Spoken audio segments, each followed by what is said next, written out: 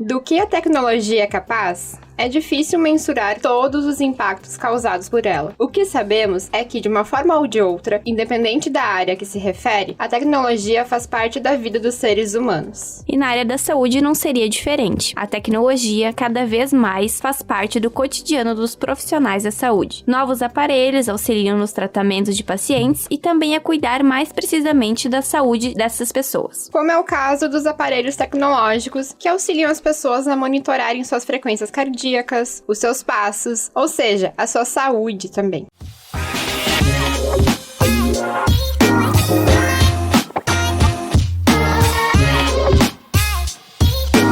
Desenrola aí!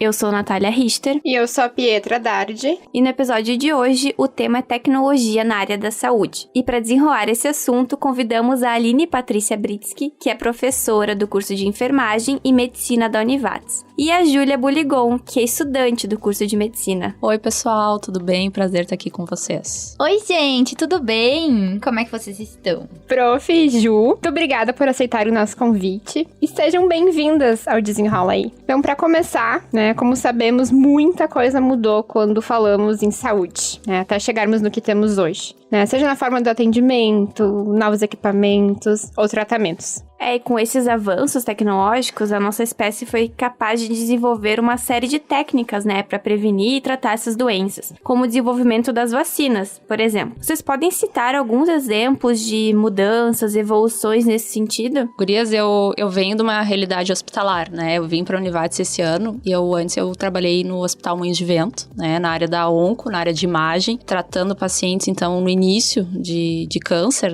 Então, assim, de uns anos para cá, a gente pode observar que, assim, quanto maior a tecnologia, maior a chance de cura dos pacientes, Então, o paciente faz lá uma ressonância, ele enxerga uma manchinha no fígado, por exemplo, e ele já trata aquilo ali, então, com uma químio, com uma rádio, muito rápido, enfim, leva uma vida normal, saudável, E isso antigamente não acontecia. O paciente levava anos para sentir alguma coisa diferente, e quando ele sentia os sinais do tumor, já era uma coisa mais grave, as chances de cura dele também já eram muito menores, e aí ele acabava morrendo, falecendo, Então, a tecnologia hoje, ela veio para nos ajudar, a gente tá vivendo mais e vivendo com qualidade, em função dessa alta, assim, tecnologia que nos permeia, Não só na área da saúde, mas eu diria que em todos, Hoje em dia, todo mundo tem um celular, tem um smartphone, então, assim, acho que a tecnologia tá cada vez mais inserida no nosso dia a dia, na nossa vida. E eu acho que não só na parte de tratamento, como a parte de paliatividade, que são o cuidado com a terminalidade, o fim da vida e a dor, principalmente o alívio de dor. Os medicamentos estão muito melhores hoje em dia nessa área, acho que a prof consegue falar sobre isso até muito melhor do que eu, mas tu vê que os pacientes estão sentindo muito menos dor nesse processo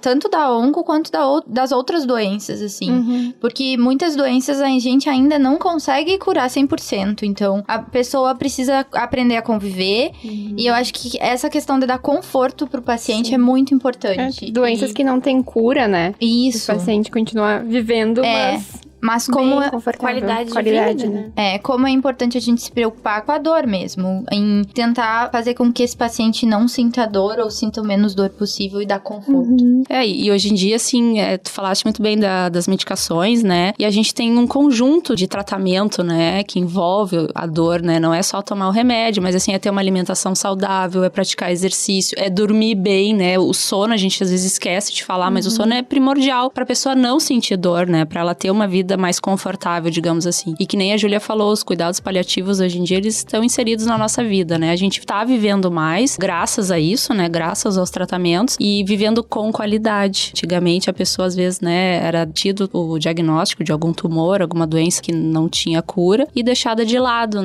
Aquela coisa, assim, esperando pela morte. E hoje em dia, não. A pessoa, ela pode viver tranquilamente aí mais 10, 15 anos controlando e tendo uma vida boa, digamos assim, É legal legal quando a gente fala em avanços, assim, é que muitas vezes a gente não para pra pensar, mas são coisas simples até do dia a dia, não necessariamente de uma doença, mas, anestesia. Anos atrás, claramente não existia anestesia, a pessoa sentia ali sendo, enfim, costurada, cortada, e é um avanço, mas é um avanço tão sutil que a gente já se acostumou, que não pensa, poxa, isso também passou por, não necessariamente uma tecnologia, mas uma inovação, né? Existem essas coisas também do dia a dia. Sim, com certeza. E assim, graças à pesquisa, né, que a gente conseguiu desenvolver tudo isso. Eu vou dizer pra vocês, eu tenho 38 anos, tá? A minha mãe tem 60. E quando ela era, digamos, adolescente, né, ela ia no dentista, não tinha anestesia. Ela me conta que a anestesia dela era o éter, aquele que cheira, né, que coloca no nariz. E ela disse, mas tinha um cheiro tão ruim aquilo. Era assim a anestesia. É quase que inacreditável a gente pensar nisso hoje. Mas era assim que era feito. E vocês percebem que não faz muito tempo isso? Não, foi ontem, né?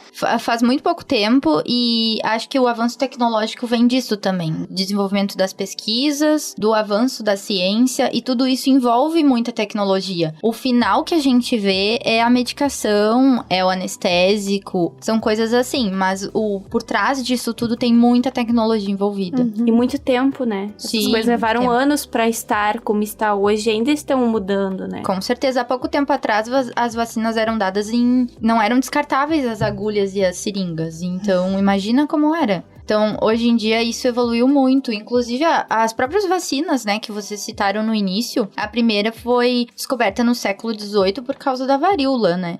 E não tinha nem agulha nem seringa. Era uma incisão, um corte que era feito na pessoa e era uma secreção de um doente que era colocado no indivíduo saudável. Uau. Essa pessoa saudável, então, ficava com a doença, só que muito mais leve. E viram que depois disso, a pessoa ficava imune. Então, assim, essa foi a primeira vacina. E não faz tanto tempo assim, né? Sim. Acho que, então, nesse sentido, a gente conseguiu evoluir bastante, né? Graças a Deus. Graças a Deus. Até a de Covid, né? Foi muito rápido. Foi. Essa é uma questão que muito se falou durante a pandemia.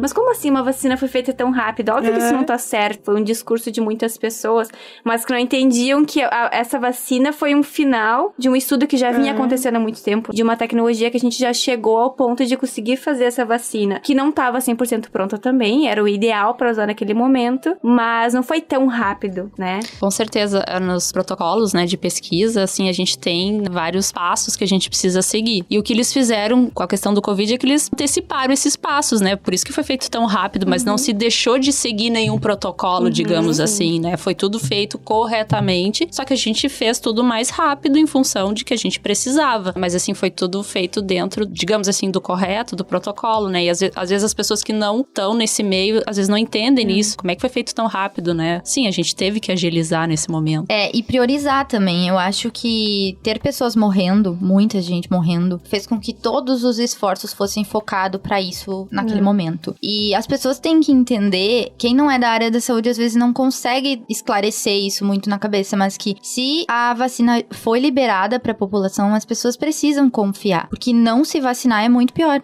Então, e provavelmente pra ela ter sido liberada é porque ela já foi testada. Já passou pelos espaços que a prof falou. Enfim, eu acho que as pessoas têm que confiar, porque tem muita coisa por trás que não foi dito e também não precisa, assim. A pessoa tem que confiar no que foi oferecido pra ela naquele momento, porque realmente vacinas salvam vidas.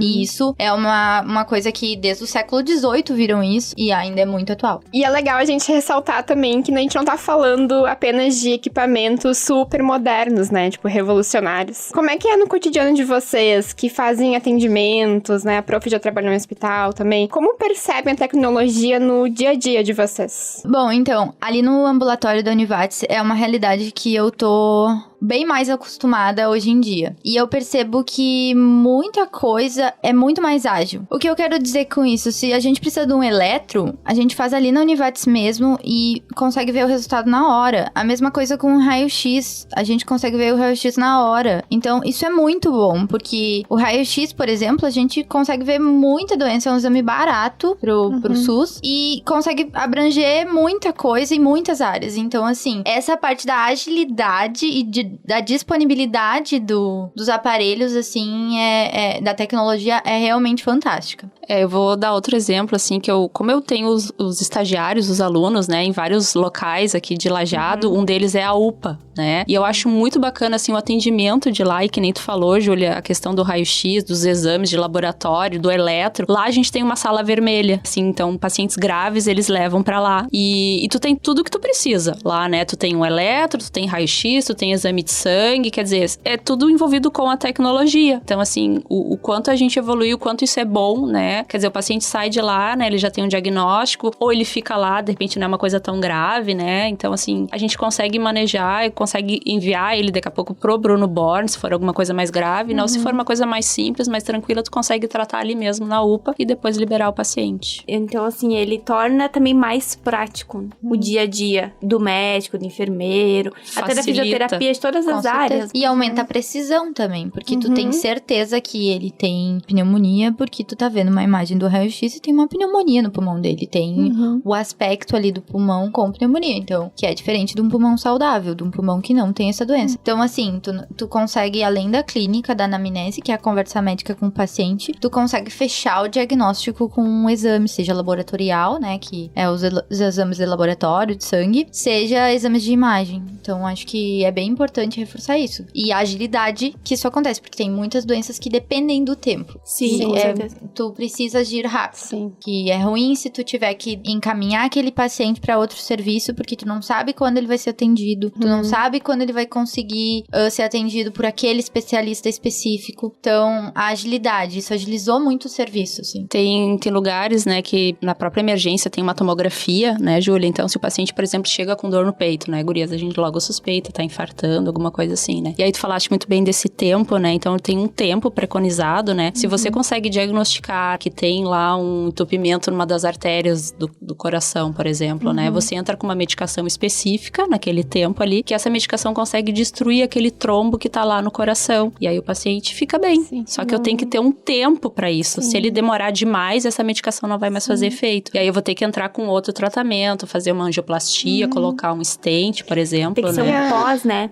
Não uma prevenção. Não. Tem que ser logo depois que acontece, né? Que o paciente sente aquela dor, que dá aquela fisgada, né? Você tem um curto tempo ali pra você conseguir administrar essa medicação. E aí você só vai conseguir fazer isso se você fizer rapidamente uma tomografia, se você fizer rápidos exames de sangue e ter o resultado desses exames. Então, isso hoje em dia a gente consegue fazer, graças à tecnologia, né? E até as ambulâncias devem estar mais preparadas também, né? Nessa urgência e emergência. Sim, a gente tem 2 tipos de ambulância, né? O atendimento básico e o avançado, né? Então, até quando a gente liga, por exemplo, pro atendimento da SAMU, né? A gente faz toda a anamnese, faz ali as perguntas e tal. E aí, dependendo do que a pessoa for responder, eles encaminham, né? O tipo de ambulância para aquele determinado atendimento. E aí, dentro da ambulância vai estar equipado conforme a necessidade. Se é realmente uma coisa muito urgente ou não, né? Quando fala anamnese, A anamnese é quando a gente conversa com o paciente. Então, desde o momento que ele entra na sala e a gente conversa com ele, tudo aquilo faz parte da anamnese. A gente vai falar normalmente com o paciente não vai notar se aquela pergunta é muito específica do quadro dele ou não, mas pra gente, geralmente, a maioria do que ele tá falando é. Então, isso é bem importante, assim, essa conversa. Dá bastante atenção pra ela, porque ela vai responder muita coisa depois. Sim. Isso é bem engraçado que tu fala, porque fica, mas isso é tão comum. Isso eu nem vou falar. E aí poderia fazer toda a diferença que tu disse, não vou falar. Eu tava pensando, né, em exames que a gente faz pro trabalho, como é que se chama mesmo? Pra começar um trabalho. Exame... Admissional? Isso, exame admissional. Aí eles perguntam, por exemplo, tu fuma, né? São perguntas parecidas com essa? Sim. Né? Então, se a pessoa, não, tô com vergonha de falar, né? Faz diferença. Informação, sim. Omitir Na informação. Infecto também, que é uma cadeira que a gente atende pacientes com HIV, tuberculose, doenças assim, que até é um pouco de tabu na sociedade. Sim. É bem comum os pacientes terem vergonha de falar com a gente. Então, a gente tem que falar pra eles que somos profissionais da saúde, não temos vergonha, atendemos eles e mais 100 pessoas com aquela doença, e que pra nós é muito comum. Só que a gente precisa que eles sejam francos com a gente. Omitir não vai ajudar. Então, é importante falar. E uma tendência, né, acho que podemos falar que é uma tendência, mas que surgiu ou ganhou força durante a pandemia de Covid-19 foi o atendimento remoto, né? Quem imaginaria que um dia os atendimentos médicos seriam feitos por uma tela de qualquer lugar, seja da minha casa, seja do meu trabalho, claro, durante a pandemia mais em casa, e nem todo mundo gosta desse modelo, porque prefere o contato físico, tá ali na frente do médico, prefere que o médico encoste na pessoa, né? Como esse tipo de atendimento está sendo avaliado dentro da área da saúde?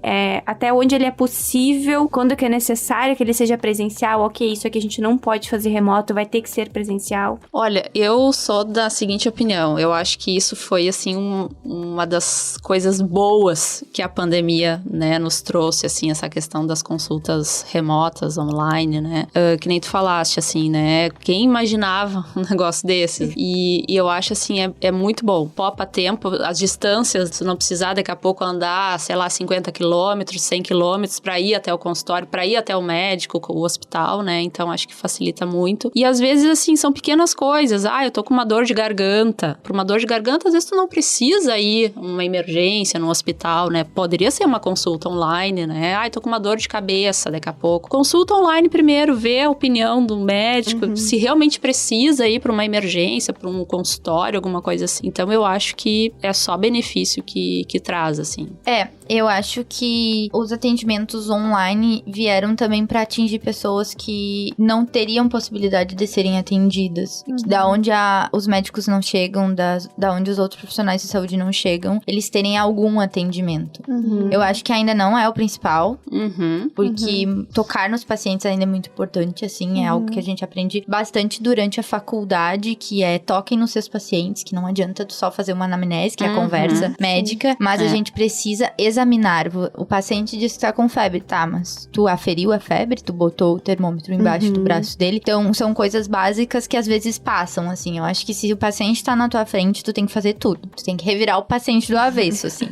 E tu tá lá pra isso, pra trabalhar. Mas se a consulta é online, ela facilita muito isso. Até assim, na psiquiatria, em outras áreas da saúde, a psicologia. Eu tenho um acompanhamento profissional com uma psicóloga e tem semanas que eu não consigo ir até ela. E a gente tem atendimento remoto. E eu sei que pra mim, a saúde mental é fundamental na área que eu tô, principalmente no semestre também, que tá cada vez mais pesado. E é natural também estar mais pesado. Sim. Então, assim, ter esse apoio e esse acompanhamento e ter essa vantagem de conseguir fazer online é muito bom. E eu acho que a pandemia e a época do Covid nos ensinou muito isso, que é possível. Talvez isso ia acontecer, já era uma tendência, né? Mas eu acho que a telemedicina, ela veio pra ajudar e essa realidade aconteceu muito mais rápido devido à pandemia. Acelerou o processo, porque de uma hora pra outra teve que existir esse tipo de serviço. Bom, e como a gente já viu, então, a saúde e a tecnologia são grandes aliadas, né? Doenças podem ser diagnosticadas mais rapidamente, os pacientes podem ser melhor tratados e acompanhados com o apoio das tecnologias. Inclusive, existem acessórios que monitoram a frequência cardíaca, né? O sono, né? Também que a prof falou que é muito importante. Os passos que a gente dá no dia. E são coisas que o próprio paciente pode adquirir, né? Então, as tecnologias vêm também para contribuir na prevenção da saúde do paciente também, né? Podem comentar um pouco sobre isso? Tenho um termômetro em casa.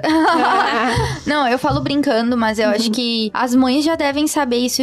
Mães, vocês que estão me ouvindo agora, vocês vão falar, é óbvio, né? Mas, gente, é sério, um termômetro em casa numa teleconsulta, tu conseguir falar se realmente tu teve febre, ou se tu acha que tu tá com febre, faz muita diferença. Tu conseguir falar, minha temperatura axilar tá tanto. Tu conseguir dar um número. Isso é muito importante. Eu acho que a febre também pode nos dizer muita coisa e até ver se tu realmente precisa de um atendimento presencial ou não, assim, se o paciente precisa ir num hospital e talvez se expor a outros riscos ou consegue tratar em casa e ficar bem. Então, acho que é importante ter um termômetro, que é algo muito simples. Tu consegue adquirir numa farmácia, não tem alto custo. Então, acho que um termômetro, eu falaria que é uma das coisas mais importantes pra tu ter em casa. Porque alguém algum dia vai ter uma febre, um quadro de febre na tua família, provavelmente.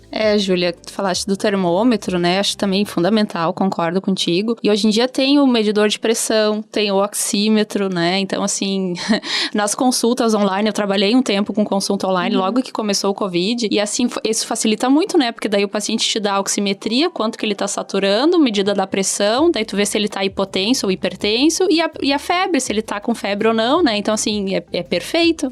Só que, de novo, né? A pessoa tem que saber usar, não é assim, ai, quero comprar se autodiagnosticar, né? Também se autodiagnosticar. Então, claro, né? A pessoa sabia usar, sabia o que estava fazendo, né? E isso facilita horrores o atendimento online, digamos assim, né? E até para dar um retorno, daqui a pouco liga pro médico, eu tô assim, tô tendo isso, tô tendo aquilo, né? E já facilita também horrores o atendimento, né? Já agiliza, tudo vem a benefício do paciente.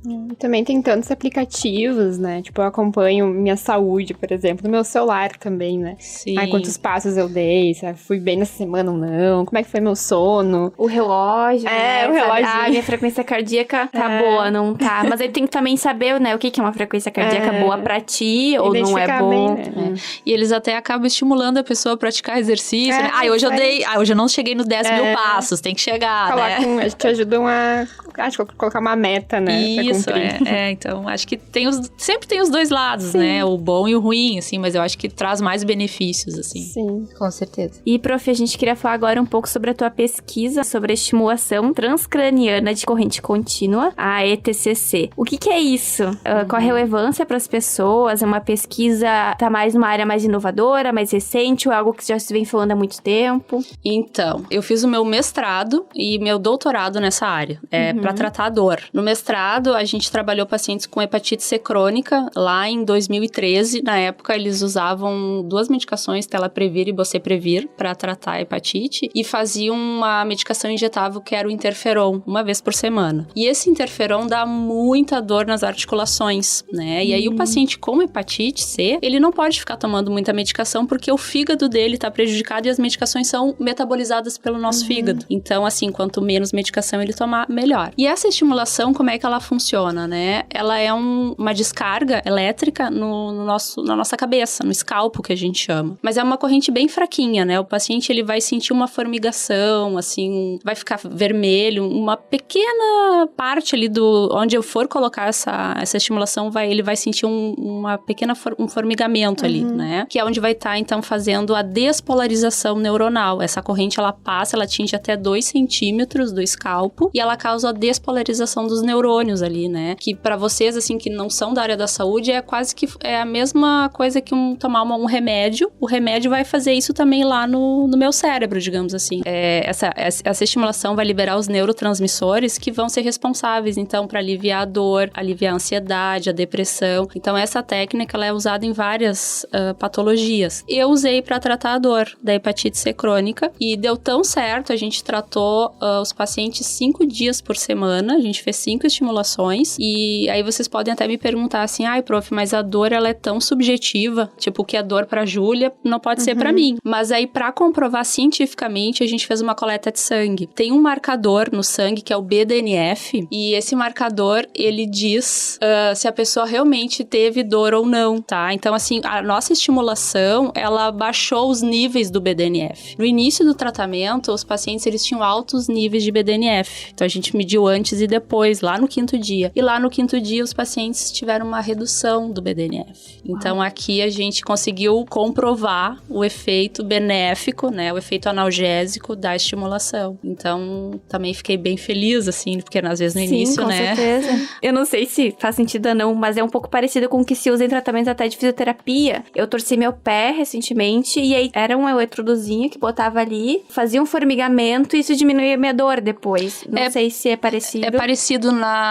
eles usam o TENS, que é eletroestimulação periférica. É parecido com o TENS, só que a dosagem dele, né, os miliamperes é até 2 miliamperes. O TENS eu acho que ele usa mais, eu não vou te confirmar porque eu não sei ao certo, né? Não. Mas a ETCC usa até 2 miliamperes. Então, ele é uma técnica muito segura, também não tem nenhum efeito adverso grave. A pessoa, por exemplo, não vai ter uma crise de epilepsia, ali, de convulsão, entendeu? Não vai acontecer nada, assim. O que ela sente é só um calorzinho local, um formigamento local, e ele tem um efeito benéfico, assim, né? Um efeito sistêmico, na verdade, né? Então, pode ser usado para dor muscular, né? Quem tem artrite, artrose, dor miofascial, fibromialgia. No meu doutorado eu usei pra fibromialgia. A Júlia até pode confirmar aqui, né? Fibromialgia é uma dor muito ruim, muito dura, assim, da gente tratar.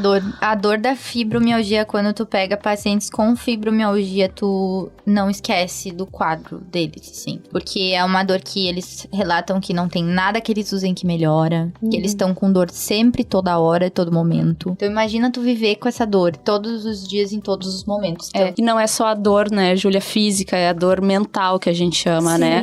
Porque essa pessoa que tem dor, assim, há tanto tempo, ela é uma pessoa né? que não dorme direito, ela não consegue fazer as atividades dela, ela não trabalha às vezes, né? Eu tinha pacientes que elas não conseguiam lavar o cabelo porque não conseguia levantar a mão, né? De tanta dor que elas tinham. E aí a gente pensou assim, mas será que a gente vai conseguir ajudar essas mulheres? E aí, normalmente as pesquisas traziam, assim, que o ideal seria fazer quanto mais estimulações, melhor. E aí a gente propôs 60 sessões. Normalmente as pesquisas falam em 15, 20, e a gente fez 60. E aí o legal também foi que a gente foi inovador, a gente fez um aparelho, a gente construiu junto com o Hospital de Clínicas, um aparelho domiciliar. Então elas usavam esse equipamento em casa, né? Nossa, muito legal. Então, né, vocês imaginam, às vezes até pra gente, pra ir pro centro aqui, né, é complicado. Dia de chuva, quando tá muito quente, né? Então essas mulheres, elas usavam em casa, na cama, no sofá, enfim, no conforto de casa, né? Então deu super certo. E também, de novo, a tecnologia, né? Porque a gente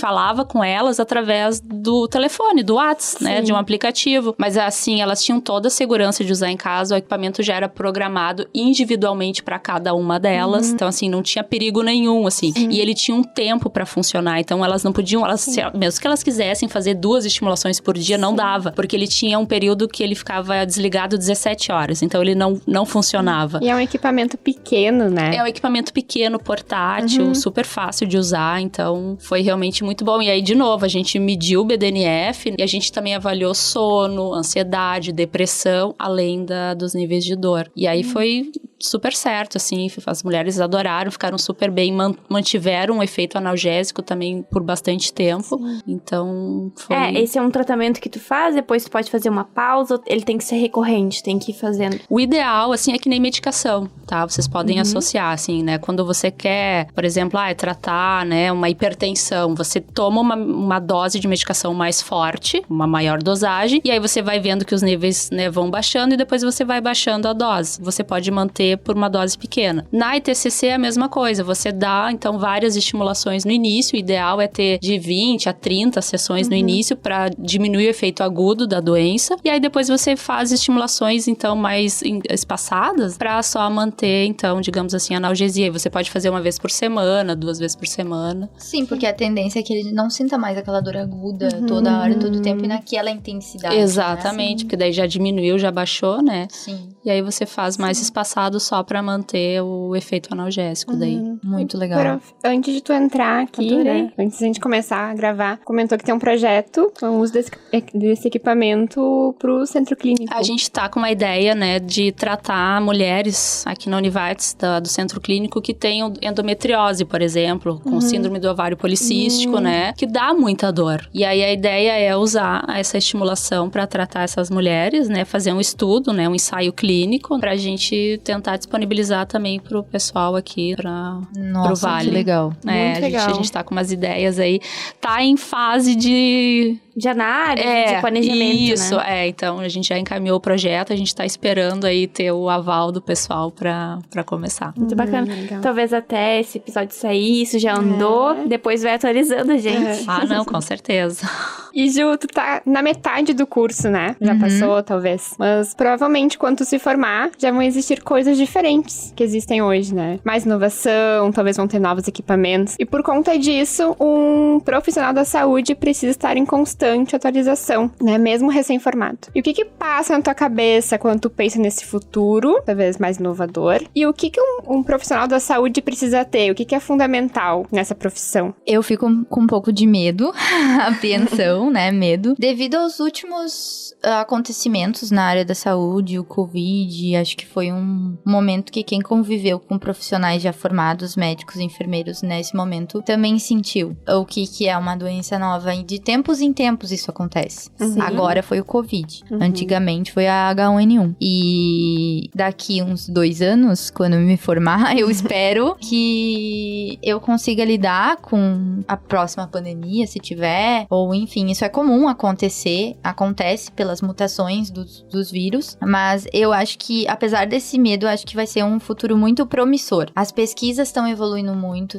tá tendo muito investimento, mesmo que a gente ainda precisa de mais investimento na pesquisa, porque é isso que faz com que novas tecnologias na área médica aconteçam, através do investimento. Mas acho que isso tá cada vez mais acontecendo, assim, por causa do interesse, né? Mas eu acho que mais pra frente ainda, o que eu ainda espero que aconteça é uma medicina focada na prevenção. Isso seria o ideal. A UBS, hoje em dia, ela atende paciente para desafogar os outros serviços. Mas o ideal da UBS seria um atendimento para prevenção. Isso seria o ideal. Além de diminuir gastos na saúde, a prevenção também ia evitar com que muitas doenças se tornem complicadas. Ia evitar muita morte. Ia evitar muita complicação, internação, quadros complicados. Ou eu acho que aqui no Brasil, o foco da medicina ainda não é esse. Porque a gente ainda precisa apagar incêndios e focar os esforços nas emergências, urgências, nos quadros que precisam mais da nossa atenção agora. E ainda tem muita gente doente. Mas quando a gente conseguir entender que a prevenção é o melhor caminho e que quem tá gerenciando isso tudo consiga focar nisso, eu acho que vai conseguir mudar o Brasil, a realidade do Brasil, assim. E porque a gente já tem o SUS aqui, que funciona maravilhosamente bem. Claro que ainda tem muito do que evoluir, assim como todos os serviços, mas eu ainda acho que quando conseguirem fazer isso, vai ser muito bom, assim, vai ser muito benéfico, tanto para os pacientes, tanto para a questão financeira do Brasil, e na questão do que eu acho fundamental pro profissional ter, eu acho que para qualquer pessoa, mas pro profissional que tá lidando com pessoas doentes, né, área da saúde muito importante, é a empatia. Eu acho que tem muita gente que, conforme vai avançando no curso, acaba desvinculando isso. Ou não consegue mais ter tanta empatia como tinha no início, porque acostumou. Acostumou com ver um paciente sofrer, acostumou com ver um paciente sentindo dor. Gente, dói. Tu viu 100 pacientes com aquela dor e com aquela doença, mas para aquele paciente é uma dor absurda. E acho muito importante a gente conseguir dar a máxima atenção para aquele paciente e falar na linguagem que o paciente te entenda. Não adianta tu chegar e perguntar pro paciente se ele tá com uma dispneia. Ele não vai saber e ele não tem a obrigação de saber o que é uma dispneia. Tu precisa chegar para um paciente e perguntar se ele tá com falta de ar.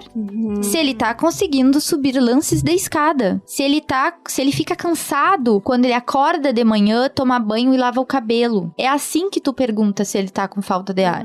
Não é chegando e perguntando se ele tá com uma dispneia. Então eu acho que, assim, apesar da gente estudar cada vez mais e ter muita aula e ir avançando no curso, e isso ser muito legal, a gente conseguir ter cada vez mais conhecimento através disso, acho que é muito importante a gente ser humilde e empático, sabe? Desde ser humilde com os teus colegas, que agora são colegas de aula, mas no futuro vão ser colegas profissionais, vão ser médicos, até com os atendimentos, com o paciente e com os teus colegas que tu vai trabalhar, porque tu vai ser um médico, mas o médico não faz nada sozinho. Ele precisa de uma equipe. Como é importante tu ser empático e ter um bom relacionamento com a tua equipe. Tu não é chefe, tu faz parte de uma equipe. Tu precisa de cooperação, colaboração. Então, assim, é importante tu tratar todo mundo igual e tu tratar todo mundo bem, sabe? Eu acho que, às vezes, o curso sobe a cabeça de alguns, assim. E isso não vai ser benéfico pra ninguém, nem pro paciente, nem pra funcionamento de um hospital que é a equipe. Lá não é um médico, é uma equipe. Então, como é importante isso, assim, valorizar cada setor, saber que todo mundo são seres humanos iguais e pessoas iguais, tanto tu como os teus colegas, como o paciente, e todo mundo falar na mesma linguagem, eu acho que é super importante. Bom, até aqui a gente já falou sobre o que existe, né? Mas o que a gente espera para daqui a alguns anos, assim? A gente já consegue falar quais são as tendências, o que tá se pesquisando. Tem como a gente saber para qual caminho, assim, que a área da saúde tá seguindo? Eu acho que talvez as vacinas ainda tem muito que evoluir, assim, a cura da AIDS, porque a AIDS ainda... a AIDS é a doença, mas o HIV, né? Pra não desenvolver a doença, pra realmente ter uma cura nessas doenças, eu acho que nessas doenças, mas eu acho que na parte da reumato também, né, das doenças de artrite, artrose, enfim, tem muito o que evoluir, porque tem muita doença que tu consegue controle, mas não tratamento ainda. Na cardio, tem muito paciente que tu não cura 100%, tem muito paciente que nunca vai ter um tratamento definitivo ainda. Então eu acho que principalmente assim, reumato, cardio, a onco já tá evoluindo bastante, e eu acho que a tendência é só melhorar, principalmente a parte do rastreio, assim, porque muitas das doenças a gente, graças a Deus, hoje em dia, como a prof já falou, consegue descobrir sem a pessoa ter sintomas. Então acho que a gente cada vez incentivar mais os nossos pacientes a procurarem atendimento anual, por exemplo, numa ginecologista, pode evitar muito problema, porque a maioria dos cânceres ginecológicos não tem sintoma. E quando tem sintoma, é em estágio muito avançado. Então, acho que incentivar os pacientes a procurar atendimento e seguir certinho, assim, todo ano ir no ginecologista, pelo menos tentar, né? Eu sei que o atendimento de posto não é assim, mas que tentar procurar um atendimento, tentar seguir uma rotina, pacientes mais depois ali dos 50 anos, tentar seguir a rotina da mamografia, assim, anual, né? Acho que isso é super importante. Acho que procurar a saúde, né? Que nem tu falou, tornar uma rotina. E assim, a gente tem muita pesquisa, a gente tá avançando na saúde graças à pesquisa. Então, muita inovação, né? Muita medicação nova sendo avaliada, né? Então, as vacinas, pro próprio HIV já tem vacina que tá sendo estudada, não tá disponível ainda tá em fase de teste, né? Mas eu acredito que logo já vai ter alguma coisa nesse sentido, né? Então, assim, a gente tá evoluindo graças à pesquisa e à inovação da tecnologia, né? Até recentemente saiu um estudo sobre os testes de sangue feito em laboratório, né? De não depender necessariamente somente do sangue humano. Então, existem umas áreas que às vezes a gente nem imagina pra onde que pode ir, né? O que pode ser feito. Sim, tem até uma pesquisa, agora tu falou em sangue, tem pele sendo desenvolvida em laboratório, né? É verdade, acho isso muito então assim, genial. Daqui a pouco, será que a gente não vai conseguir ter órgãos, né, Júlia? Com certeza. A gente tava falando aqueles dias, né, de um transplante, né, que usaram o coração de um suíno, de um porco, e um humano, né? Nós esperamos que façam em laboratório, não precisem matar o bichinho. Eu também espero, assim, né? Mas talvez essa parte de órgãos em laboratório vai aumentar, na verdade, a histocompatibilidade, né? Sim. E diminuir o índice de rejeição daquele órgão, porque isso ainda é um problema que passa, que é tu ter um órgão transplantado e ter rejeição daquele órgão. Sim. Então, eu acho que isso é um futuro promissor, envolve muita tecnologia e a gente espera que isso seja uma realidade daqui a uns anos. Com certeza. Bom, a gente tá chegando ao fim de mais um episódio, então. Que pena. Pena, tava tão bom. Até se pra falar muito mais, com certeza. Até se vocês quiserem comentar, deixar um último recado aí pra quem tá nos ouvindo, antes da gente encerrar. Bom, procurem por saúde, façam seus exames, tá? Que isso é muito importante, vai prevenir doenças futuras e vai manter vocês bem saudáveis. Gente, se cuidem, procurem atendimento, não deixem pra depois. A saúde de vocês tem que ser prioridade. Tentem dormir. Eu não sou o melhor exemplo pra isso, com certeza, né? Eu faço medicina, vocês sabem. Mas, no geral, quando vocês puderem, tentem seguir um estilo de vida saudável, assim. Tá muito em moda isso, mas isso não pode ser uma moda, não pode ser passageira. Na realidade que vocês tiverem, tentem seguir um estilo de vida saudável. E isso é uma conta que vai ser muito importante quando vocês forem mais velhos, assim. Hoje em dia a gente não dá muito valor, mas quando a gente for mais velho, isso vai influenciar muito a forma como vocês querem envelhecer. Vai depender do agora. Então, se cuidem, durmam, tomem água, façam exercício, importante. E façam consultas. Vão no médico, vão no ginecologista. Não esperem sentir dores, não esperem ter sintomas para procurar atendimento. E quero agradecer o convite de vocês. Muito obrigada, gurias. Acho que foi muito importante essa conversa. E ficamos à disposição também, quando precisarem. Sim. Com certeza. A gente que agradece, né? Acho que a gente tirou muitas dúvidas das pessoas aqui, né? Foi muito legal a nossa conversa. Com certeza. Muito obrigada, Prof. Aline, Júlia, então. Nossos professores de enfermagem, medicina, nossa estudante de medicina. E pra quem nos ouviu até aqui também, muito obrigada. E até o próximo episódio. Tchau, tchau. Tchau, pessoal. Tchau, gente.